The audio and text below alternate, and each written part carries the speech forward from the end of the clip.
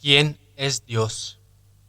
Un motor jurídico social de esta sociedad amoral judaizada es el principio de la división, convertido en mito dominante por el precepto bíblico de la Torá hebrea. Es el famoso juicio salomónico de rabinos, cabalistas, políticos de izquierda o de derecha, principio supremo de los arcontes que probaron en Babel. Desde entonces, los colectivos humanos no podrán entenderse unos con otros, pues su lenguaje ha sido confundido.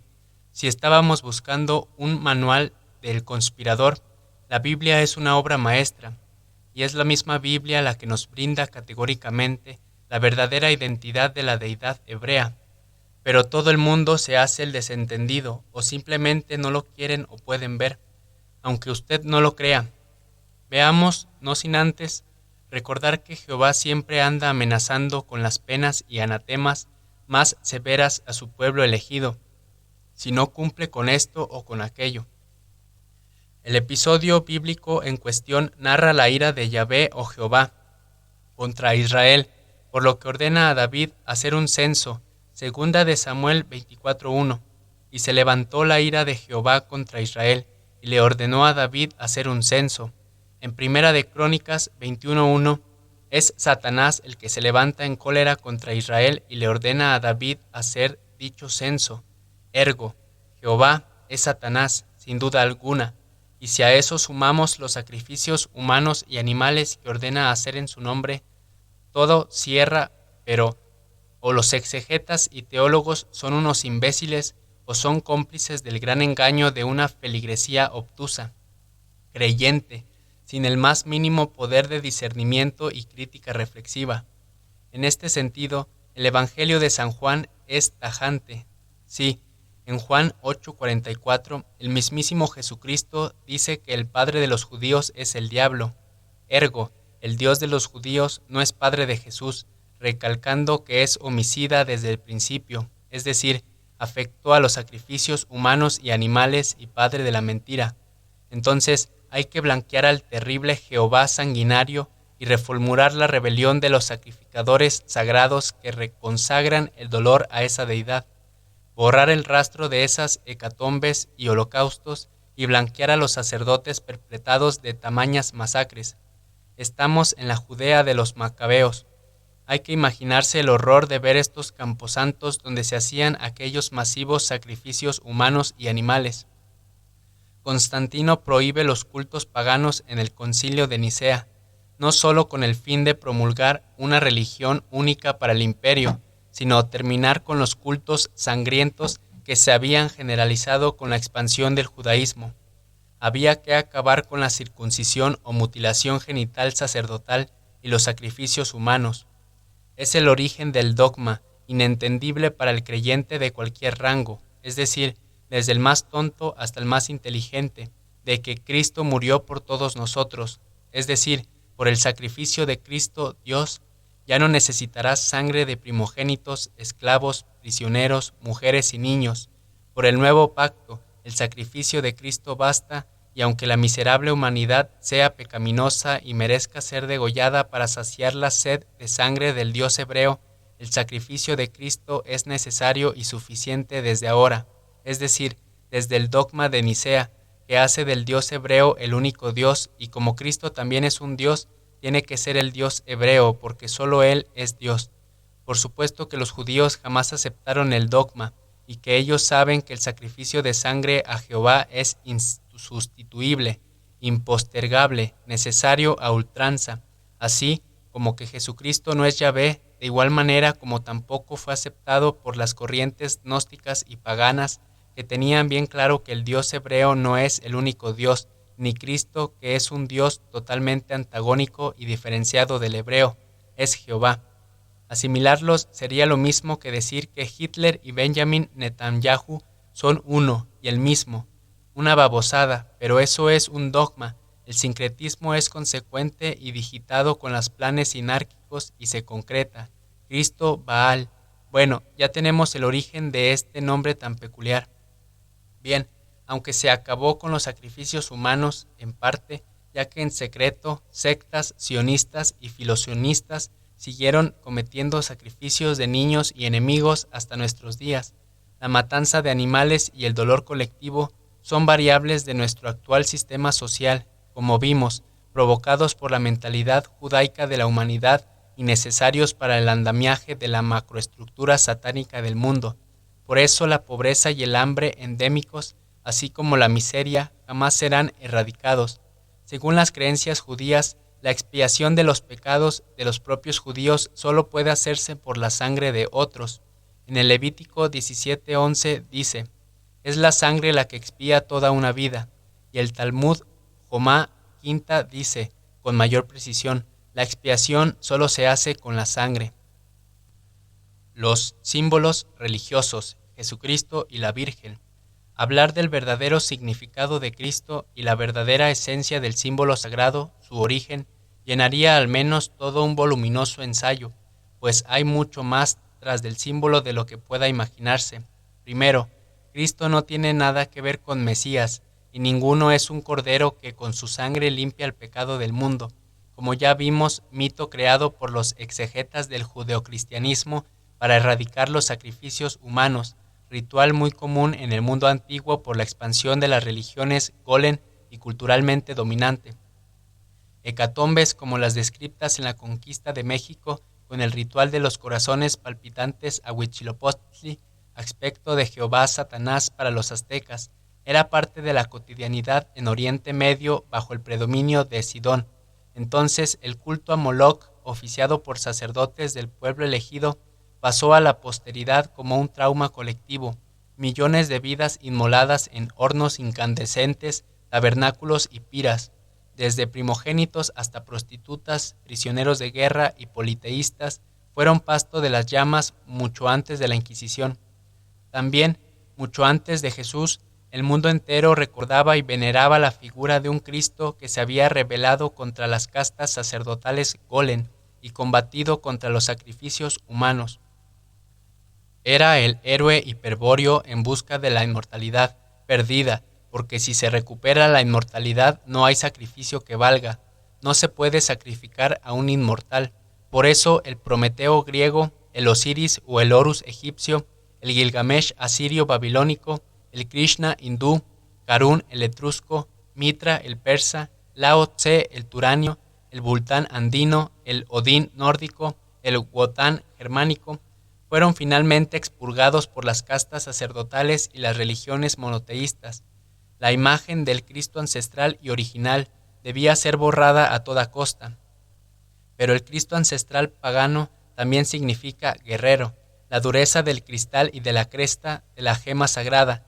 El guerrero, la casta guerrera de naturaleza pétrea, corazón frío, gélido, no cálido y palpitante, mucho menos puede ser objetivo de sacrificio. El Cristo, recordado como raza guerrera que lucha eternamente contra las castas sacerdotales que ablandan el corazón para propiciar el sacrificio agradable a Dios, entre comillas, pues quien sacrifica a sus hijos no puede llamarse padre, ni mucho menos Dios.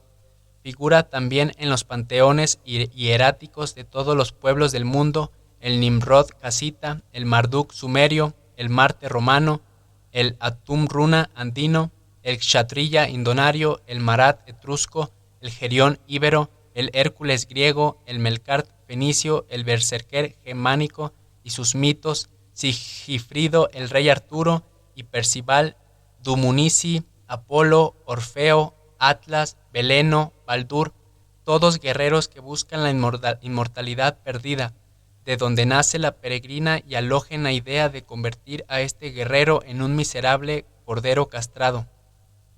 Todos estos héroes mitológicos tienen algo en común, son nacidos de una diosa virgen y tenemos que aceptar que quienes están detrás de la castración y distorsión del símbolo crístico son los mismos que han hecho de la Virgen una mojigata y pusilánime mujer de carne, hebrea, de la que no le quedó otra que echar mano al Jehová misógino para autofecundarse, porque según los mismos sacerdotes sodomitas, María es una manifestación secundaria del Dios único.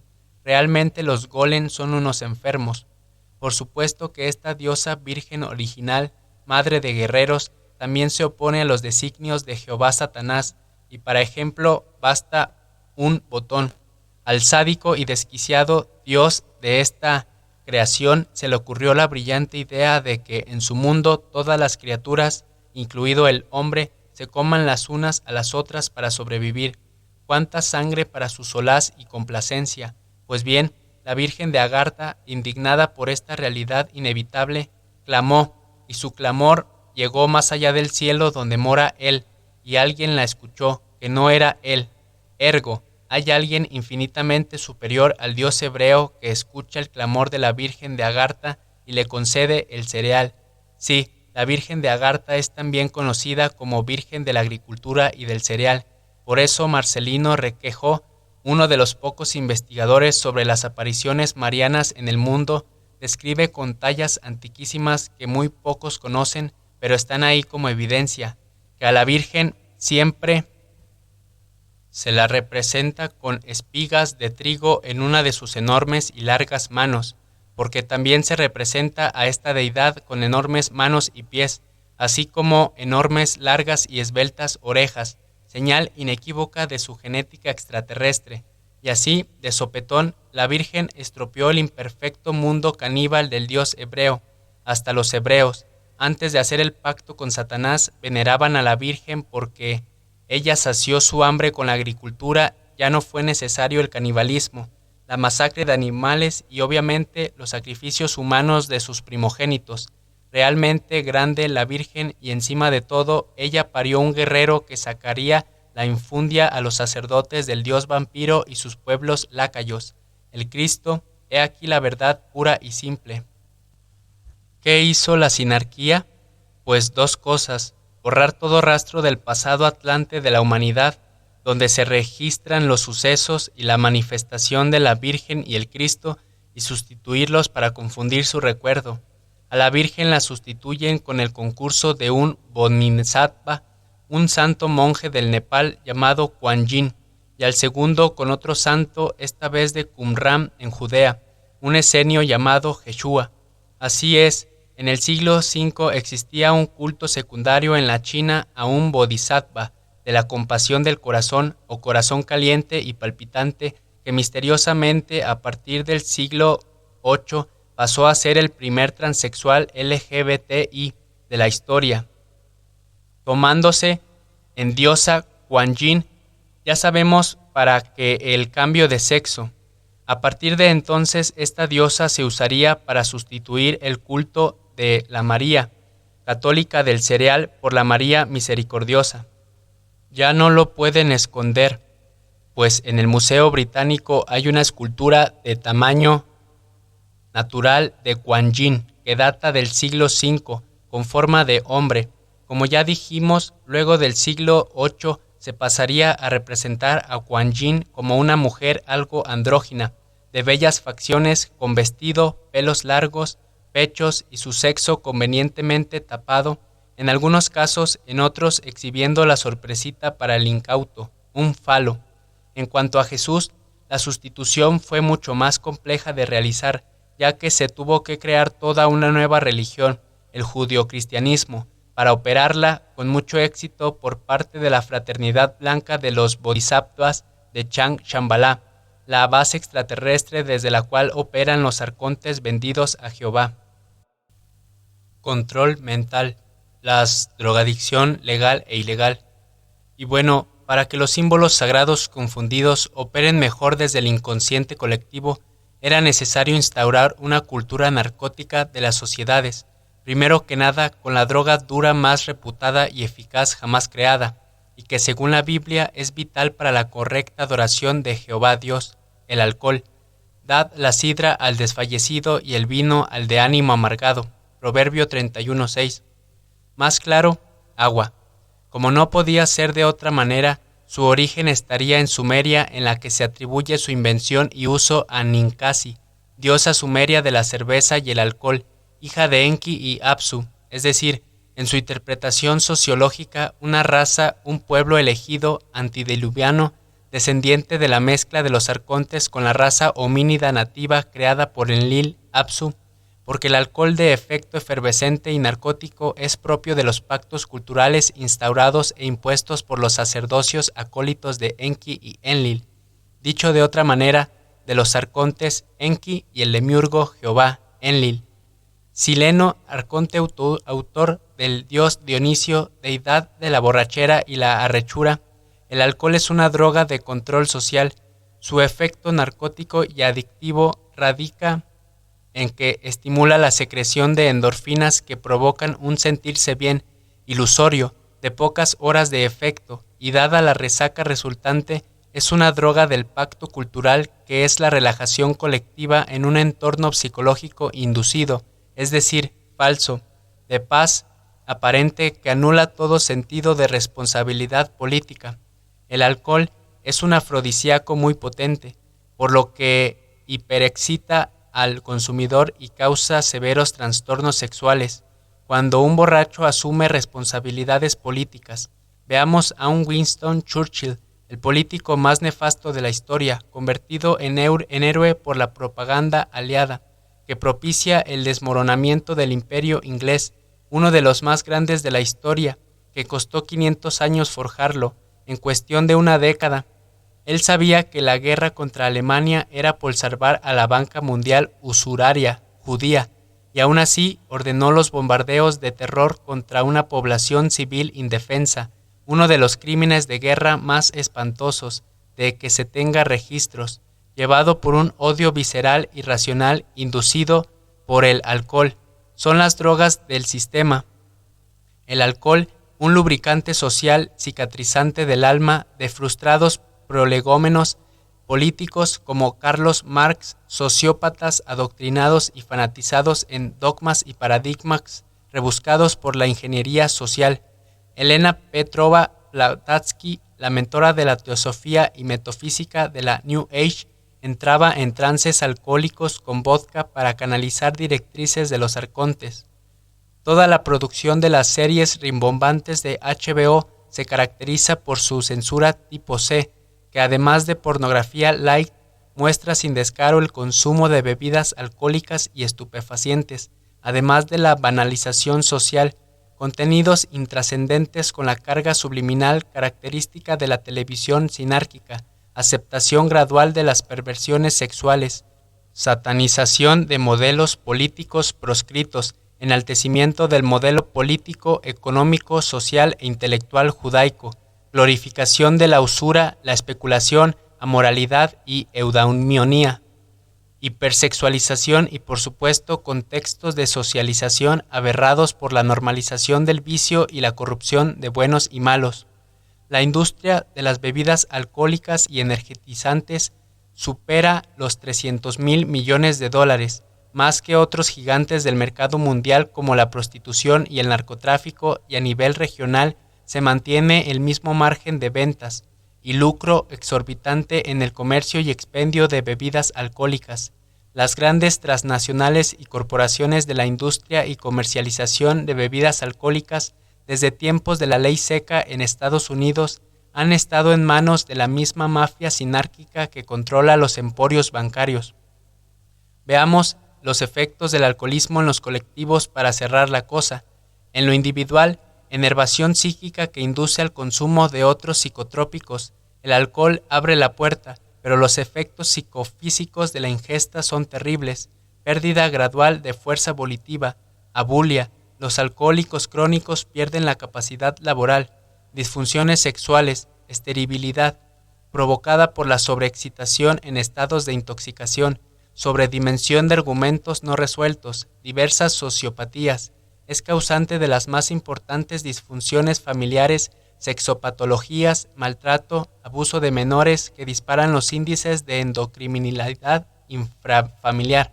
A esto hay que sumar disfunciones sociales y laborales, violencia, asociación delictuosa, violación, homicidios culposos y dolosos, accidentes de tránsito terribles, crueldad deshumanizada por la falta de atención empática, hijos no deseados, abortos, patologías irreversibles. El promedio de vida de un alcohólico regular se ve reducida a la mitad.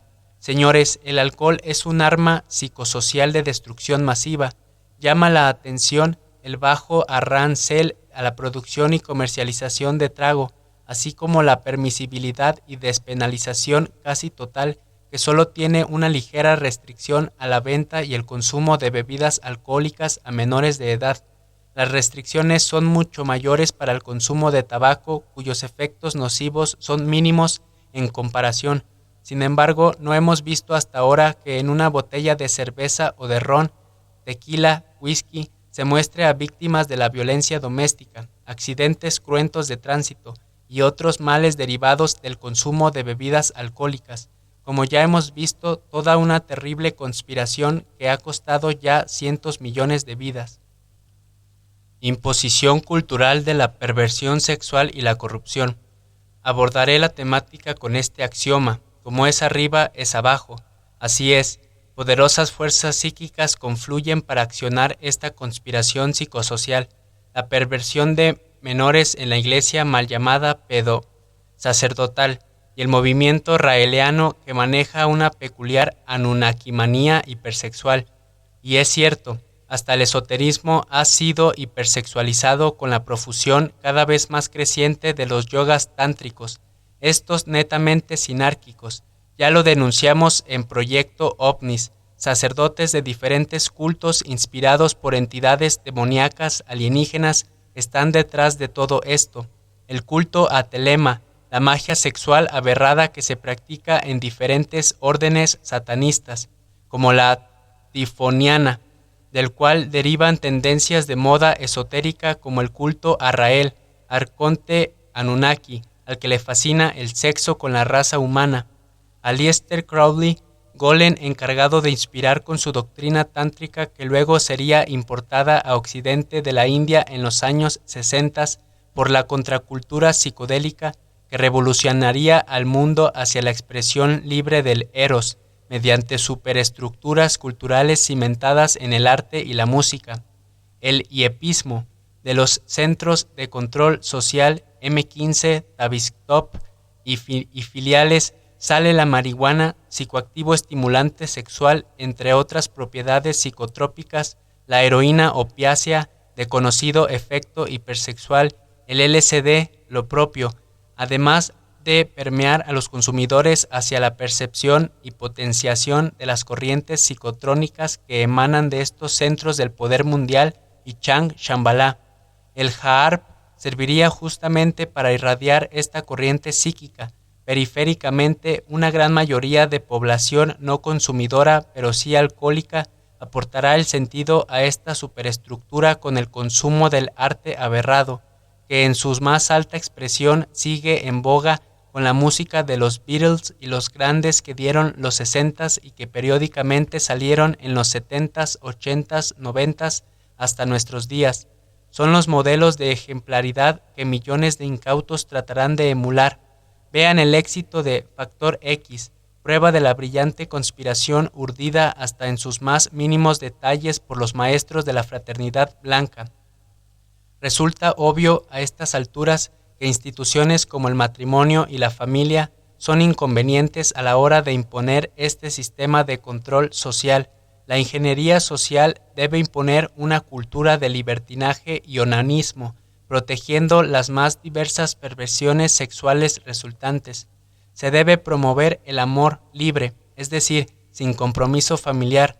Por lo mismo, el aborto, la sexualidad, zoofilia, transexualismo, monosexualismo y eudaimonia, además de que la superpoblación significa un riesgo para el estilo de vida de las élites sinárquicas, por lo que toda esta parafernalia disminuiría la natalidad. Hay otros fines dantescos que persigue esta degeneración gradual de la humanidad impulsada desde Shambhala. Entonces concluyamos. Lo que se pretende al capitalizar la crema innata de la juventud de las naciones del mundo a un modo de vida banal y sinárquico, la inversión de valores, la hipersexualización y la perversión de la niñez y adolescencia es la finalidad sinárquica de corromper las reservas espirituales de todas las razas del mundo, sobre todo de la raza blanca, que ha demostrado ser la más reacia y permeable a esta ingeniería social. Dicho de otra manera, evitar a toda costa que del seno del nacionalismo espiritual surja un nuevo Hitler y el movimiento consecuente contrasinárquico. Por ello se ha instituido la corrupción de menores instrucción emanada desde Shambhala a sacerdotes y demás operadores sinárquicos. No es que los curas sean afectos a la por su represión sexual autoimpuesta del celibato. No, así como la libertad y los derechos LGBTI no le interesan a la sinarquía en lo más mínimo, sino utilizar a estos colectivos como plataforma y repositorio del descendido dragón de Sodoma, que en última instancia corromperá tanto al mundo que servirá de justificación ante los arcontes mayores para el exterminio de 2/3 partes de la humanidad antes de la instauración del gobierno mundial del pueblo elegido durante el reinado del Mesías, la 14ª y última manifestación de la Shekinah, es decir, Jehová Satanás en la tierra, como Israel, la 10ª Sefirot del árbol Rimón, el fin de la historia. El operador de esta conspiración se conoce como Baphomet, un macho cabrío con senos y falo, homúnculo ya concretado en millones de transexuales que lo emulan. Está sucediendo, es real, por eso es tan importante conocer la historia de este símbolo, inspirado en un rey de la antigüedad, Vera, rey de Sodoma, cuya reseña está minuciosamente detallada en el misterio de Belicena Vizca. Organizaciones de derechos humanos como Amnistía Internacional, la Open Society, Greenpeace, Oxfam, entre los más grandes e influyentes lobbies, trabajan junto a cientos de colectivos LGBTI, que son auspiciados y financiados por el gran poder corporativo de magnates judíos de la talla de George Soros y Elisha Wessel. Importante leer el libro negro de la Nueva Izquierda, de Nicolás Márquez y Agustín Laje.